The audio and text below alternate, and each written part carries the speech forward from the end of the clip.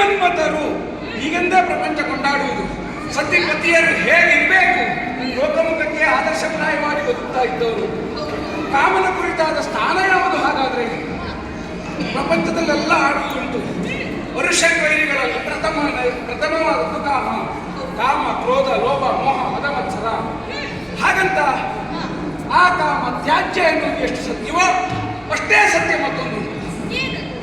ಪುರುಷಾರ್ಥ ಚತುಷ್ಟಯಗಳಲ್ಲಿ ಕಾಮ ಮೂರನೆಯದು. ಧರ್ಮ, ಅರ್ಥ, ಕಾಮ, ಮೋಕ್ಷ ಅದು ಗ್ರಾಹ್ಯವಾದದ್ದು. ಧರ್ಮದಲ್ಲಿಯೂ ಅರ್ಥದಲ್ಲಿಯೂ ಬಳಕೆಯನ್ನು ಮಾಡಿದರೆ ಅದು ಗ್ರಾಹ್ಯ ಅಂತ ಆಗ್ತದೆ. ಹಾಗಾಗಿ ಕಾಮನ ಸ್ಥಾನ ಹಾಗಾಗಿದೆ. ನಿನ್ನಲ್ಲಿಯೇ ಕೇಳುವುದು, ಈ ಪ್ರಪಂಚದಲ್ಲಿ ಪತಿಯಾಗಿ ಸುಖಿರಲು ಯಾರಾಗಿತ್ತು? ಬ್ರಹ್ಮದೇವ ತಿಳಿಸೋದ? ಸಾಧ್ಯವೇ ಇಲ್ಲ. ಯಾಕೆ? ವೇದ ಪಿಚ್ಚಗ ಎನ್ನುವಂತಹ ಬಿರುದು ಅವನಿಗುಂಟು ಅಲ್ವಾ? ಎಷ್ಟು ತಲೆಕಾಯಿಸಿಕೊಳ್ಬೇಡ, ನಾನಾ ಬಗೆಯ ಸೃಷ್ಟಿಯನ್ನು ಮಾಡಬೇಕು. ಹಾಗಾಗಿ ಅವನು ಶಕ್ತಿಯಲ್ಲ. ಹಾಗಾದ್ರೆ ಮತ್ತಿನ್ಯಾರಿದ್ದಾರೆ? ಮೂರು ಲೋಕದ ಮೂರು ದಿಕ್ಕಿನ ಒಡೆ ಅಲ್ವಾ ಗರುಡ? ಅವನಿಗೂ ಹಾಗೆ ಅಲ್ವೇನೆ? ಈಗ ಸತಿಯನ್ನ ಕಳೆದುಕೊಂಡು ಆತನು ದುಃಖದಲ್ಲಿದ್ದಾನೆ. ಹಾಗಾದ್ರೆ ಅವನು ಸುಖಿಯಲ್ಲ. ಮತ್ಯಾರಿರಬಹುದು?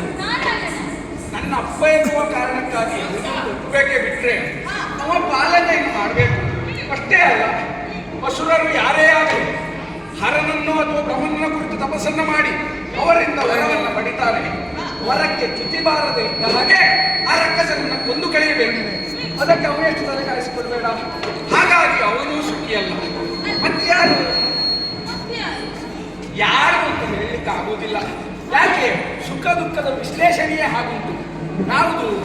ಅನುಕೂಲದ ಸಂಯೋಗದಿಂದ ಪ್ರತಿಕೂಲದ ವಿಯೋಗದಿಂದ ಉಂಟಾಗುವಂತಹ ಅಂತಃಕರಣ ವೃತ್ತಿಯನ್ನೇ ಸುಖ ಅಂತ ಕರೆದು.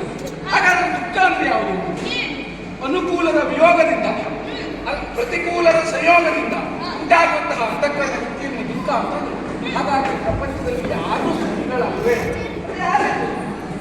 ಮಾತಾಡ್ತಾ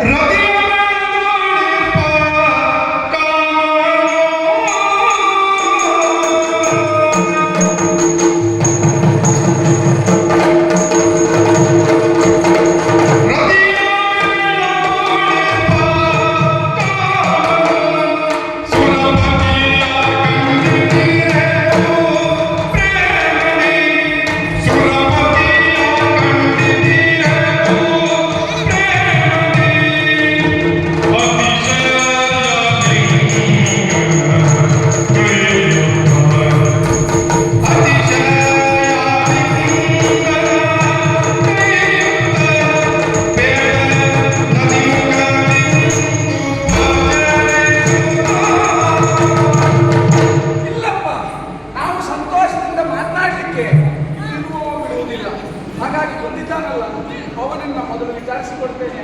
ಸ್ವಲ್ಪ ಆ ಕಡೆಯಲ್ಲಿ ದೇವೇಶ ನೀನ